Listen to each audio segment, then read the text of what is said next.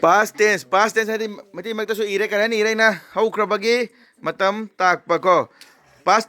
tense ta makhalahan masi past indefinite traga simple past ko webo ko subject plus v2 plus object ana laigani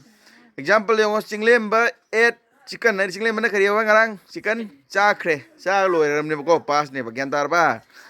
I drank milk ada ai sangom thaklam thaklaga loi gra ne thakli ban tingarang thaklaga to ba loi kre dangda she dress her hair mana mai masam sem khot patau bodo loi gra ban ne masi v2 ne ba makata ne v2 ani iri se dangda he sold his car mana mai car to ba yon gra loi tra loi gra dangda he went to Lairembi mandir man lairembi mandir isor khum sale akoi nam chat bodo we went to ko kai sale koi singa gida sunday da ko loi gra matra kamai loi gra ba se kamai ngene ba pasta subject plus v2 plus kari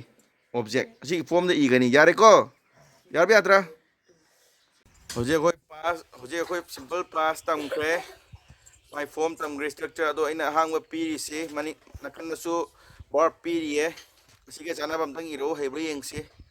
hey terus ka sukai dai na ta kani ado bo try tau try try again at last you will get success right kan ta bra try tau iro jik minute ahung matam pi ke khallo iro tak bakda yade ba maina khagate kare ta ko haibri yeng su yade ba yade haidaba yeng daba yade ba ko iro